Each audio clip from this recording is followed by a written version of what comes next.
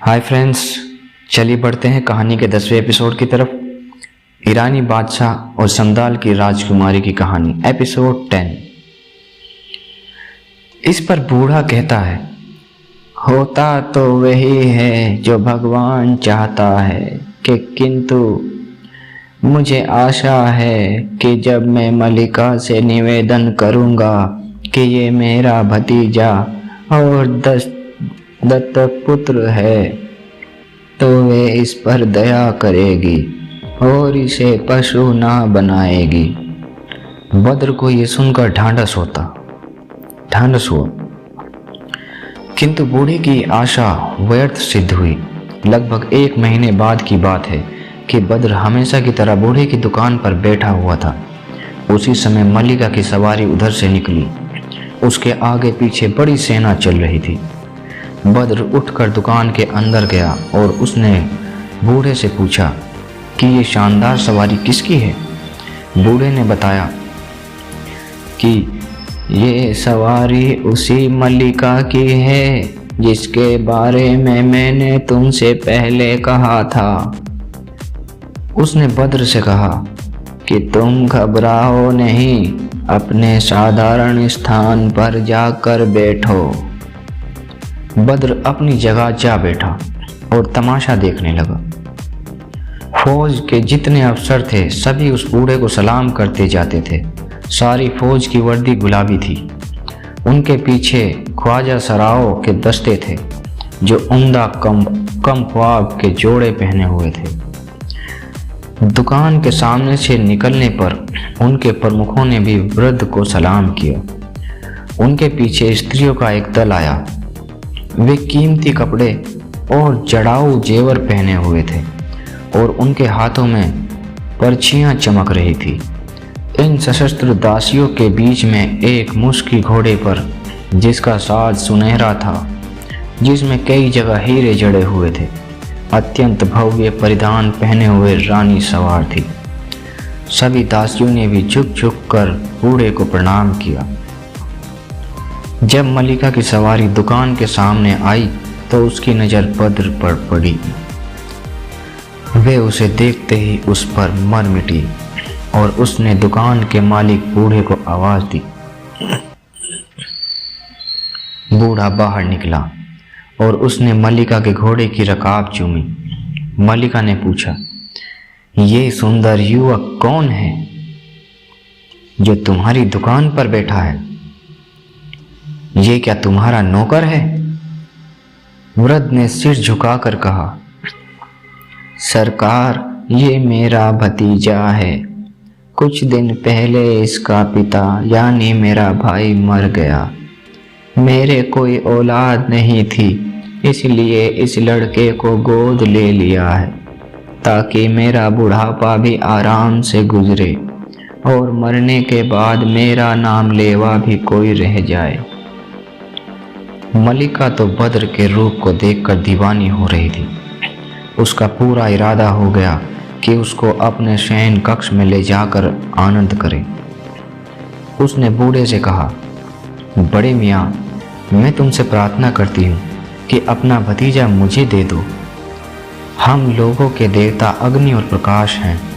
मैं उनकी सौगंध खाकर कहती हूँ कि मेरे यहाँ इसे किसी प्रकार का कष्ट नहीं होगा। तुम मुझे हमेशा से मानते रहे हो और मुझे विश्वास है कि तुम मेरी इस प्रार्थना को ना ठुकराओगे। अगर तुमने अपना भतीजा मुझे दे दिया तो मैं जन्म भर तुम्हारा एहसान मानूंगी। अब्दुल्ला यानी वे बूढ़ा, उक्त बूढ़े ने उसके विनय के पीछे छुपी हुई धमकी साफ साफ महसूस की और चाहा कि किसी बहाने से बद्र को मल्लिका के चुंगल से बचाए। उसने कहा, सरकार, ये तो आपकी असीम कृपा है कि मेरे भतीजे को अपने पास रखकर उसी का नहीं मेरा भी अपूर्व सम्मान किया। किंतु ये बड़ा अनाड़ी लड़का है, अभी गांव से आया है। इसे राजमहल के तो क्या सभ्य नागरिकों के भी तौर तरीके नहीं जानता है। इसलिए अभी इसे कुछ दिन मेरे पास ही रहने दीजिए। महिला ने कहा, तुम इस बात की चिंता ना करो, मैं इसे एक दिन ही में सारे तौर तरीके सिखा दूंगी। अब तुम इस मामले में टाल मटोल बिल्कुल ना करो। मैं कह देती हूँ कि जब तक तुम इस युवक को मेरे हाथों में ना सौंप दोगे, मैं यहाँ से नहीं हटूंगी। मैं इसे लेकर ही जाऊंगी। मैं फिर अपने देवताओं अग्नि और प्रकाश की सौगंध खाती हूँ कि इसे किसी प्रकार का कष्ट नहीं दिया जाएगा, और तुम भी इस बात पर कभी पश्चाताप ना करोगे कि तुमने अपने भतीजे को मुझे सौंपा। अब बूढ़े ने सोचा कि जिद करनी ठीक नहीं है। अगर मल्लिका को क्रोध आ गया तो मालूम नहीं मेरे साथ क्या कर डाले। उसने कहा, आपका हुक्म सिर आँखों पर, किंतु एक विनती है। ये भतीजा मुझे बहुत प्यारा है, कम से कम एक दिन तो इसे मेरे पास और रहने दीजिए। कल ये अवश्य आपकी सेवा में उपस्थित हो जाएगा। मल्लिका ने ये बात मान ली और अपनी सेना के साथ वापस चली गई। उसके जाने के बाद बूढ़े ने बद्र से कहा, मैं तो नहीं चाहता था कि तुम्हें उसके हाथ में दूं, लेकिन मुझे डर था कि अगर वे क्रोध में आ गई तो इसी समय हम दोनों को मरवा देगी। शायद वे तुम्हारे साथ दुर्व्यवहार ना भी करे। उसने अपने आराध्य अग्निदेव की कसम खाई है। फिर मल्लिका के सारे दरबारी मुझे मानते हैं, वे भी तुम्हारी भरसक सहायता करेंगे। बद्र को इन बातों से कुछ ढांढस हुआ और वे कहने लगा, अब तो जो कुछ मेरी किस्मत में है वे भोगना ही पड़ेगा।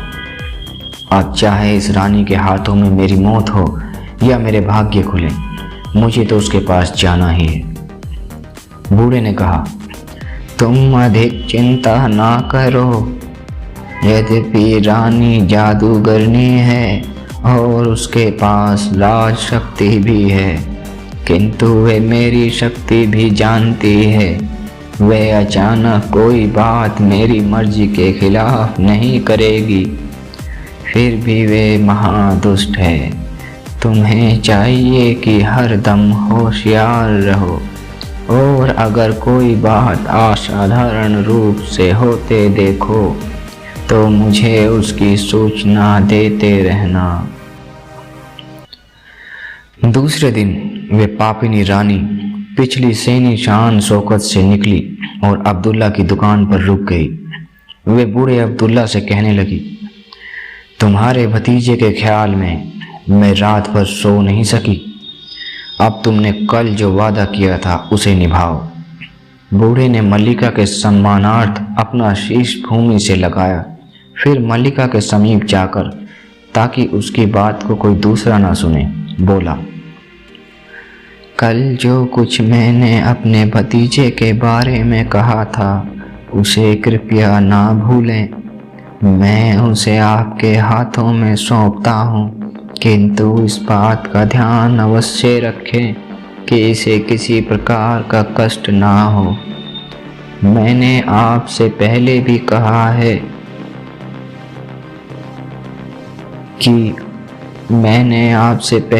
कहा है और अब फिर कहता हूँ कि ये लड़का मेरे बेटे जैसा है और इसके दुख से मुझे दुख होगा।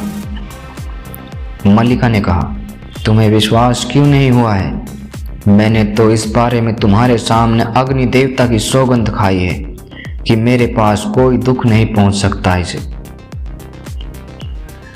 बूढ़े ने बद्र का हाथ मल्लिका के हाथ में दे दिया और कहा, आपकी बात पर विश्वास ना होने का कोई प्रश्न नहीं है, किंतु जहां आपने इतनी कृपा की है वहां इतनी कृपा अवश्य कीजिए कि इसे कभी कभी यहाँ आकर मुझसे मिलने की अनुमति दे दें। इसलिए मैंने दोबारा इसे दुख न पहुंचाने की बात की है। ये कभी कभी आकर मुझसे मिलेगा तो मुझे तो संतोष होगा ही, इसे भी धैर्य बना रहेगा। मल्लिका ने स्वीकार कर लिया और 1000 असरफियों का एक तोड़ा बूढ़े को दे दिया। फिर नौकरों को आज्ञा दी कि एक बढ़िया घोड़ा लाओ जिसका साज बहुत अच्छा हो। वे तुरंत ही ऐसा घोड़ा ले आए। मल्लिका के कहने पर बद्र उस पर सवार हो गया। मल्लिका ने बूढ़े से उसका नाम पूछा तो उसने नाम बताया, बद्र। मल्लिका बोली, ये नाम ठीक नहीं है, इसे तो बद्र के बजाय शम्स कहना चाहिए। तो दोस्तों देखते हैं आगे कहानी में क्या होता है। कहानी का अगला एपिसोड आपको कल मिलेगा।